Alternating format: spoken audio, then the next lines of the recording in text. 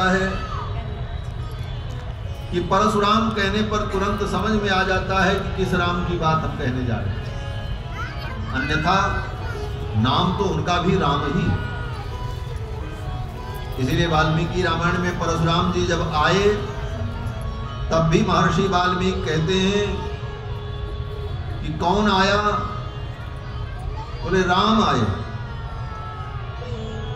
ऋषयो राम रामेति मधुरम वाक्यम अब्रुवन।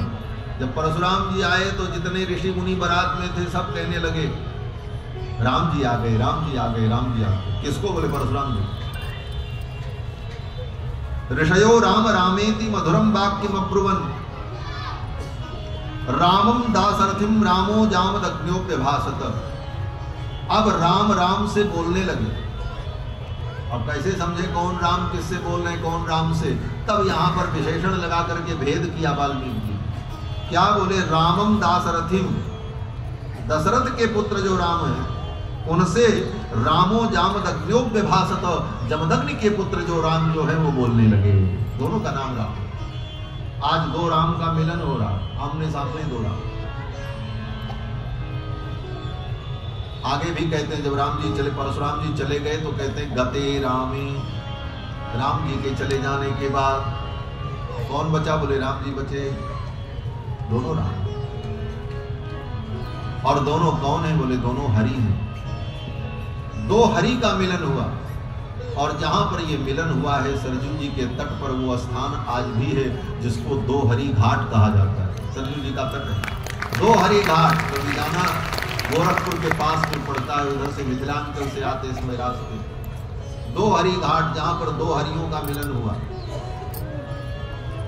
फिर तो परशुराम जी चले गए और बारात अयोध्या पहुंची बाजे गाजे के साथ। माताओं ने बहुओं की आरती उतारी, परछन किया और पालकी से उतार करके गोद में लेकर बहुओं को माताएं महल में गईं। अयोध्या में भी विविध उत्सव हुआ। अब बात बहुत है लेकिन सार संक्षेप इतना ही है कि विवाह करके राम जी जब अयोध्या आए, अयोध्या का वैभव तो बहुत था, पहले से ही अयोध्या का वैभव अद्भुत था। लेकिन अब जब किशोरी जी आ गई तो अयोध्या का वैभव और दिव्य हो गया। जब ते राम ब्याही घर आए, नित नव मंगल मोद बधाई। भुवन चार दिस भूधर भारी, सुकृत मेघ बरसई सुखबारी। सुकृत का मेघ बरसने लगा अयोध्या में और चारों तरफ आनंद की लहर छा गई। और श्री सीतारामचंद्र जी जुगल सरकार अयोध्या में विराजते हैं। अब उनको अयोध्या में विराजने दो। बस आज इतना ही, और फिर आगे की चर्चा कभी करेंगे। एक बार इन चौपाइयों का अनुसंधान कर लें। जब ते राम ब्याही घर आए।